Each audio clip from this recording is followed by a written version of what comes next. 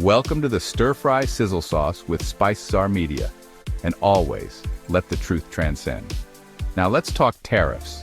Those pesky little economic spices that some folks think add flavor to the global trade pot.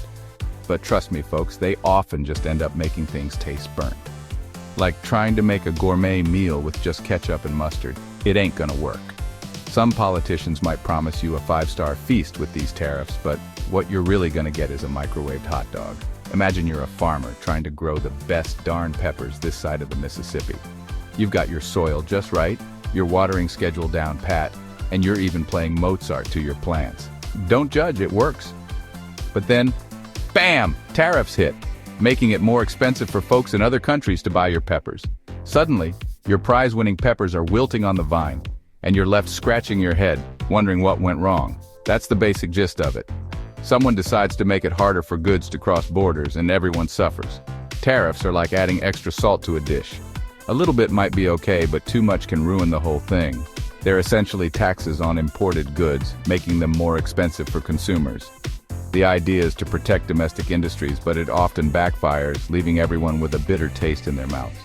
It's like trying to protect your prize-winning chili by banning all other chili from the cook-off. You might win, but nobody else gets to enjoy the diverse flavors.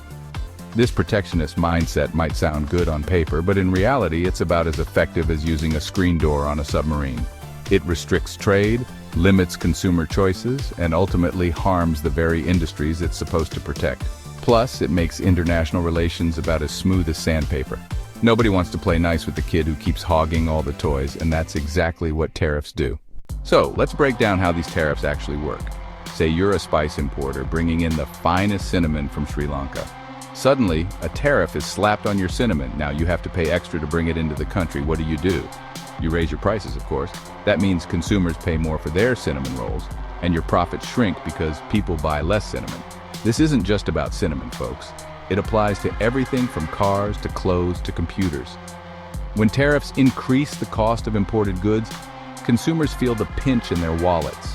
They have less money to spend on other things, which slows down the economy. It's like a game of economic dominoes, and tariffs are the first tile to fall. Now, some folks might argue that tariffs protect domestic industries by making imported goods more expensive. But the reality is far more complicated. While some domestic producers might benefit initially, the long-term effects are often negative. Higher prices for imported components can increase production costs for domestic manufacturers, making them less competitive in the global market. Think of it like this.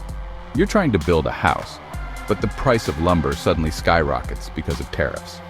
Sure, the domestic lumber industry might be happy, but you're stuck with a half-built house and an empty wallet. And in the long run, those higher lumber prices might force you to buy a cheaper imported house anyway, defeating the whole purpose of the tariffs. The impact of tariffs on consumers is like adding too much chili powder to your chili.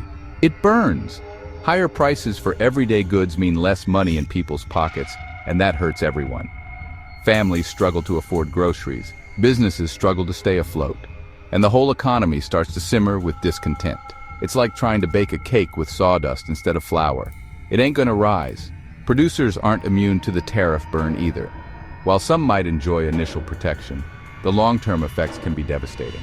Tariffs disrupt supply chains, increase production costs, and limit access to foreign markets. It's like trying to run a farm without access to water. You're not going to get very far.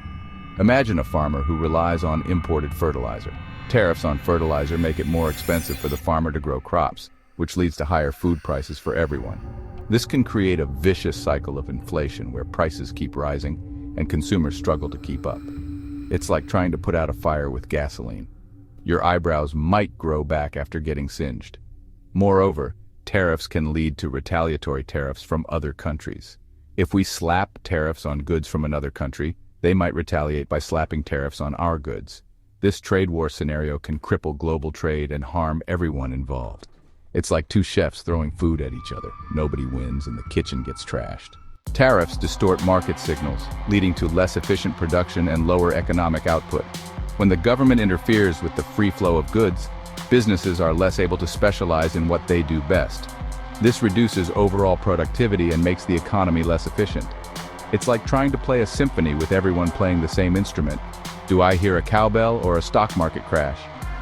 Tariffs can also trigger short-term economic downturns. When trade is disrupted, businesses lose revenue and workers lose their jobs. This can lead to a recession where the economy shrinks and unemployment rises. It's like suddenly turning off the music at a party. Quick, someone yell, "Free bird!"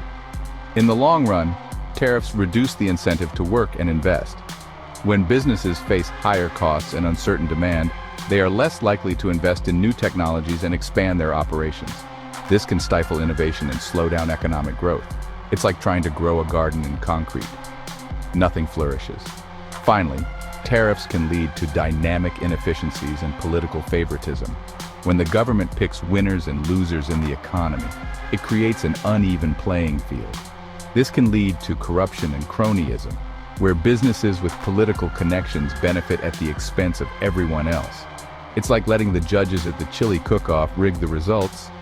Everyone else leaves with just indigestion. If you enjoyed this spicy take, don't forget to like, share, and subscribe for more sizzling content. Stay tuned and keep the heat on.